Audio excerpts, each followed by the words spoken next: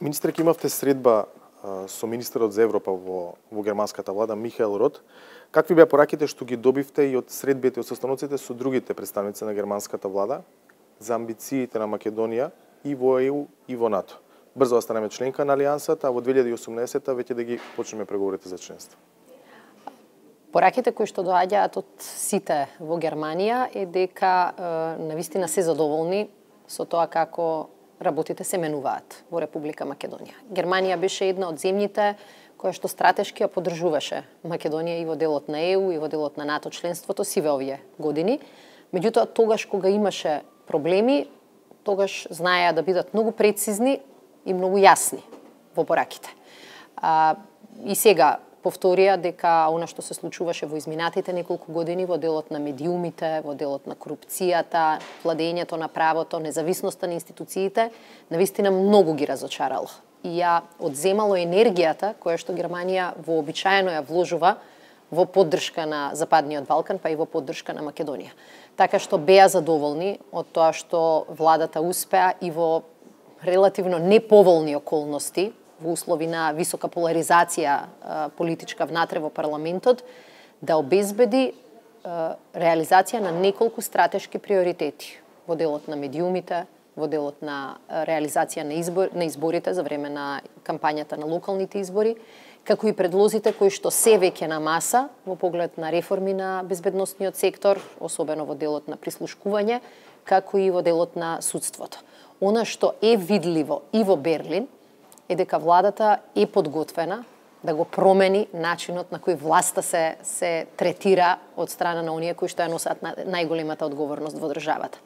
Што значи тоа? Тоа значи поголема отвореност не само кон медиумите, туку и кон граѓаните, целосна транспарентност во поглед на документите и одлуките што ги носи владата и многу поинаков став кон граѓанското општество. Не како кон непријател, туку како критичен пријател, кој секогаш треба да се консултира, со него да се комуницира и да се земе предвид тоа што ќе се добие како забелешка. Така што пораките се дека Македонија си изработи нова шанса, но и дека Македонија ќе треба да продолжи практично и во следните недели и месеци постојано да доставува нови аргументи за своето членство во ЕУ и во НАТО, кои што не се само прашање кои ги интересира земјите членки, туку се прашање кои што ги интересира македонските граѓани. Дали проблемите, неможноста во Германија да се формира влада ќе се одразат и на македонските амбиции за НАТО и за Европската унија? Тоа повеќе ни стана јасно не само во разговори со германските колеги, туку особено со представници на Европската унија и НАТО во претходниот период.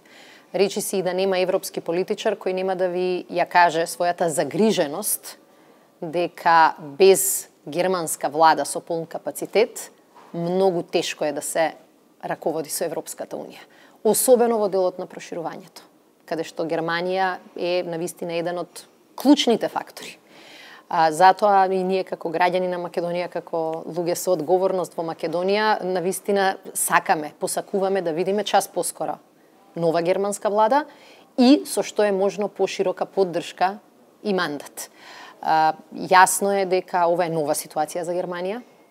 Сите спомнаа дека навистина никогаш ова не им се случувало во минатото, ваква комплицирана состојба, но најголемиот дел од нив се согласија дека исто брзите избори, ниту пак малцинската влада, во која што ЦДУ би ја носела одговорноста, а би добивала поддршка во парламентот од другите партии, не се реална опција која што им се допаѓа ниту на граѓаните, ниту на политичарите во Германија.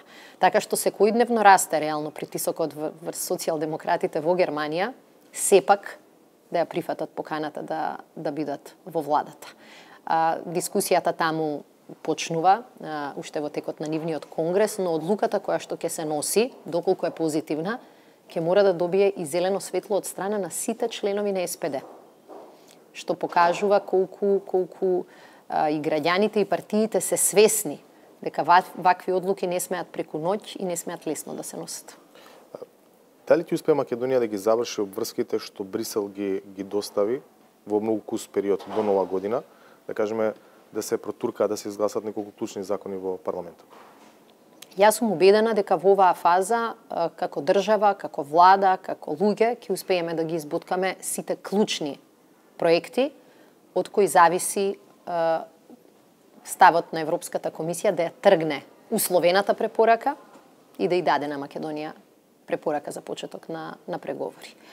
Убедена сум во тоа само заради тоа што сите сме свесни дека е ова втора шанса која не ја добивме лесно и заради тоа што сме свесни дека такви шанси во иднина нема да добиваме. И јас сум убедена дека тој притисок позитивен се чувствува и во собранието.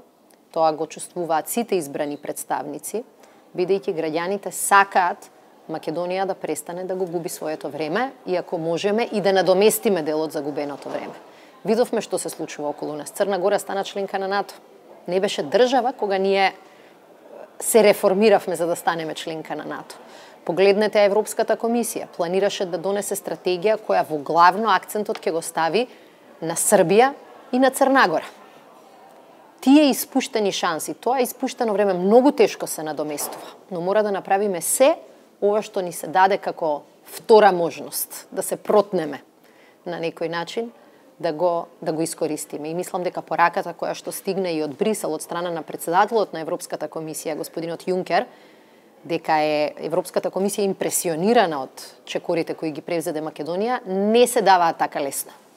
И тоа е знак и на стратешка одлука од страна на Европската комисија да ја даде нова шанса на нашата татковина. Дали со последните случувања во Македонија, мислам на опозицијата, ја изгубивте поддршката на ВМРО ДПМН за европската агенда? Јас се надевам дека тоа не е така.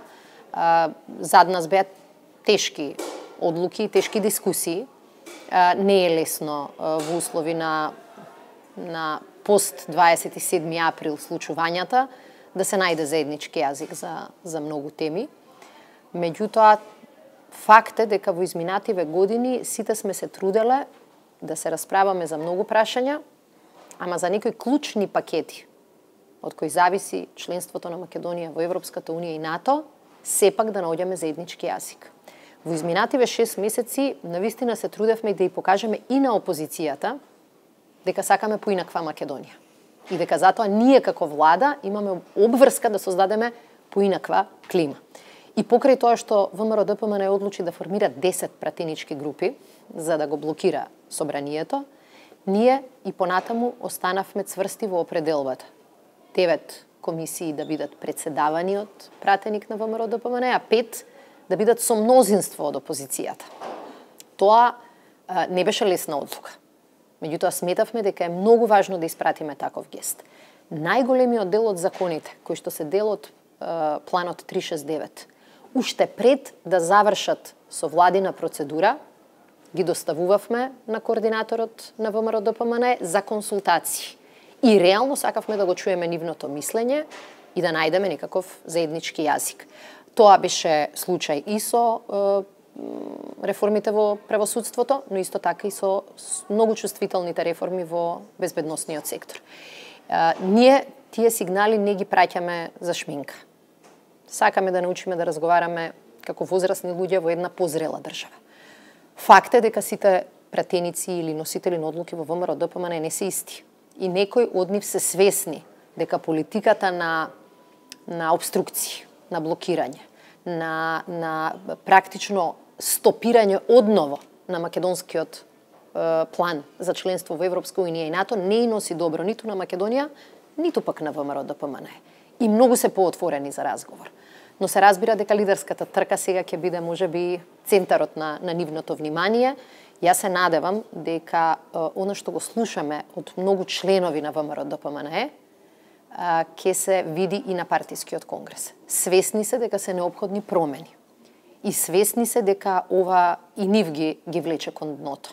Фактот дека на протестите кои што ги организираше ВМРО ДПМН имаше две новини. Прво, и Груевски почна да се појавува. Често пати тој знаеше да организира протести без негово учество.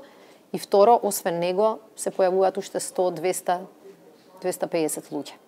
Тоа е навистина дебакл за партија која можеше да мобилизира многу луѓе. Меѓутоа, денеска и тој дел од членството покажува дека ваквата политика не може да им донесе резултати. И јас се надевам, еве не сум убедена, но се надевам дека рационалните аргументи ќе надвладеат. Сите ние на крајот на криштата живееме во сопствената држава. Не може да биде добро, без разлика на нашето членство во одредена политичка партија, ако државата самата си ги затвара вратите. Што мислите за иницијативата на ВМРО ДПМН за општа амнестија за учесниците на 27 април? Да бидам искрена, мислам дека ако размислуваме сега ние како политичари од една политичка партија, за нас е најлесно да прифатиме ваква иницијатива. Од најмалку две причини. Првата причина е дека тоа ќе ги обврза на некој начин ВМРО ДПМН да престанат да се жалат, туку да бидат поконструктивни. И второ, за секогаш ќе ги обележи како партија која што застанала во одбрана на насилството.